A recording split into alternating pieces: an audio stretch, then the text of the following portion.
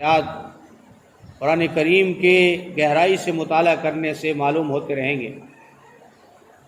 تو فرمایا کہ اس مقدس کتاب کو اسی رات میں اتارا گیا،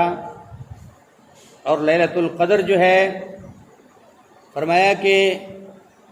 اس کی اہمیت کو خود بیان فرما دیا کہ یہ 1000 مہینے سے بہتر ہے۔ میرے محترم دوستو اور بزرگوں، انسان دنیاوی نفع کے لیے کتنا سوچتا ہے، کتنی محنت کرتا ہے، کتنی تگ و دو کرتا ہے، اور اس کے بعد اس کو اس کا منافع حاصل ہوتا ہے، اور نفع جو ہے اس کے لیے دن رات کی محنت سے فرمایا کہ وہ اس کو حاصل کرتا ہے۔ لیکن وہ کتنے خوش قسمت لوگ ہیں، ایمان والے مسلمان مرد اور عورتیں، کہ جو اس رات کو پانے کے لیے اگر 10 دن اعتکاف کر لیں اور رات کو اللہ جل شانہ سے مانگ لیں اور یہ رات نصیب ہو جائے، پتہ نہیں زندگی میں اتنی عبادت کوئی کر سکے یا نہ کر سکے، تو 80 سال کی عبادت کا ثواب فرمایا کہ اس رات کو پانے سے اس کو نصیب ہو جاتا ہے۔ تو میرے محترم دوستوں اور بزرگوں، انسان تھوڑی سی محنت کرتا ہے، کوشش کرتا ہے،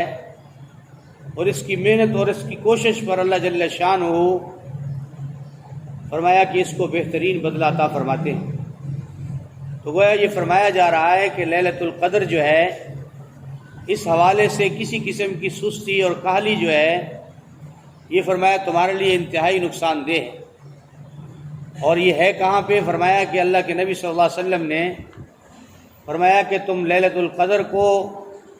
اخیر عشرہ کی تاک راتوں میں تلاش کیا کرو۔ اللہ کے نبی نے اس کی طرف اشارہ بھی فرمایا اور آگاہی بھی فرمائی کہ اگر تم تلاش کرنا چاہتے ہو، تم خواہش مند ہو کہ یہ رات ہمارے مقدر میں آ جائے، ہمیں نصیب ہو جائے، تو پھر کیا کرو؟ پھر اس کی تلاش کرو۔ تاک راتیں کون سی ہیں؟ فرمایا 21 کی رات ہے، 23 کی رات ہے،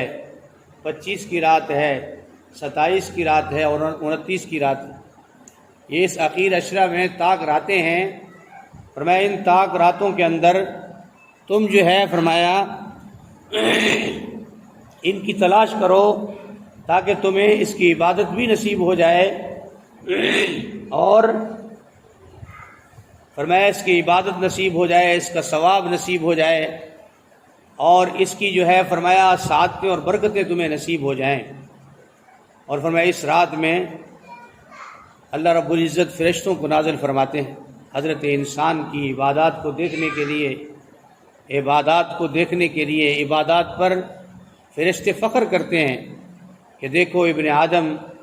جس کے بارے میں تم نے اللہ جل شانہ کے سامنے یہ کہا تھا کہ یا اللہ جس بندے کو، جس انسان کو اور جس ابن آدم کی اولاد کو آپ پیدا کرنا چاہتے ہیں، یہ تو دنیا میں فساد کریں گے، خون خرابہ کریں گے، لڑائی جھگڑے کریں گے۔ تو اللہ جل شانہ نے فرمایا کہ بطور وکیل کے فرمایا تھا انی عالم ما لا تعلمون، کہ میں اس انسان کے بارے میں جانتا ہوں، تم نہیں جانتے کہ یہ کیا کرے گا۔ تو فرمایا انسان جب بن دیکھے اللہ جل شانہ کی ذات پر ایمان لایا اور اس کے رسول پر ایمان لایا، اور اس ایمان کے بعد فرمایا عبادات میں لگا رہتا ہے، پورے یقین کے ساتھ عبادات کو کرتا ہے، پورے یقین کے ساتھ کہ میرا اللہ میری اس عبادت کو دیکھتا ہے، یہ میری عبادت اللہ کے ہاں ہر روز لی جائی جاتی ہے، پیش کی جاتی ہے، اور اللہ جل شانہ میرے ان اعمال کو دیکھ کر خوش ہوتے ہیں مجھ سے۔ تو فرمایا کہ اس رات کو خصوصاً جن نیک بندوں کو، سعادت مند بندوں کو، مرد عورتوں کو یہ رات نصیب ہوتی ہے، کوئی تلاوت میں ہے، کوئی ذکر میں ہے، کوئی تسبیحات میں ہے، کوئی نوافل میں ہے، فرمایا کہ اعمال میں لگے ہوئے ہیں، تو میرے محترم دوستوں اور بزرگوں، ان کے یہ اعمال دیکھ کر فرشتے دعا بھی دیتے ہیں، لکھتے بھی ہیں، اور پھر اللہ جل شانہ کے ہاں جا کر بطور فخر کے ان ایمان والے لوگوں کے اعمال کی کیفیات کو پیش کرتے ہیں۔ انسان کتنا خوش نصیب ہے، کتنا جو ہے فرمایا کہ خوش قسمت ہے کہ اللہ جل شانہ فرشتوں کو اس کی عبادت دیکھنے کے لیے مامور فرما دیتے ہیں۔ تو فرمایا کہ فرشتے آتے ہیں، اور وہ فرشتوں نے جو اللہ جل شانہ کو کہا تھا، فرمایا اپنی اس کہی پر شرمندگی کا اظہار کرتے ہیں۔ لیکن میرے محترم دوستوں اور بزرگوں، یہ اس وقت ہی ہوگا جب انسان یقین کے ساتھ اس رات کو تلاش کرے گا۔ اس رات کی تلاش میں فرمایا کہ 10 دن کا اعتکاف کرے گا۔ آج ہماری حالت کیا ہے اعتکاف کے حوالے سے؟ میں ایک حدیث مبارکہ میں پڑھ رہا تھا کہ اعتکاف کا ثواب جو ہے، جہاں انسان اور بہت سارے فرمایا اعمال میں ثواب حاصل کرتا ہے، جس آدمی نے 10 دن کا اعتکاف کیا، حضور صلی اللہ علیہ وسلم نے ارشاد فرمایا کہ اس کو اللہ جل شانہ 2 حج جو اللہ کے ہاں مقبول ہوتے ہیں ان کا ثواب اللہ اس کو عطا فرماتا ہے، اور 2 عمرے جو اللہ کے ہاں مقبول ہوتے ہیں اللہ جل شانہ ان 2 عمروں کا ثواب اس کے نامہ اعمال میں لکھتا ہے۔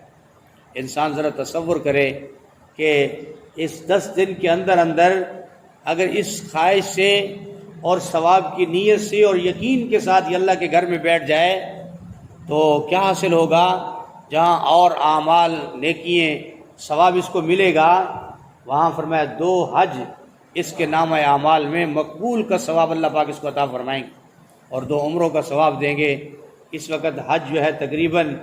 11 سے 12 لاکھ روپے کا ہے ایک حج، اور اگر 2 حج کا لگایا جائے تو 24 لاکھ کا 25 لاکھ کا خرچہ ہے، اور عمرہ بھی 3 لاکھ سے کم نہیں ہے۔ گویا کہ 25 لاکھ وہ اور جو ہے 6 لاکھ یہ، 31 لاکھ روپیہ انسان بمشکل جو ہے آج کے زمانے میں خرچ کر سکتا ہے کہ وہ حج کے لیے جائے۔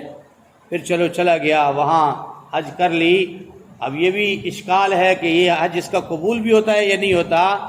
لیکن اللہ کے نبی صلی اللہ علیہ وسلم نے ارشاد فرمایا کہ جس نے اعتکاف کی نیت سے مسجد میں 10 دن گزار دیے، اب جو نامہ اعمال میں رمضان کا ثواب ہے وہ الگ چیز ہے، اور جو اعتکاف کا ثواب ہے وہ الگ ہے، لیکن اس کو 10 دنوں کے اعتکاف پر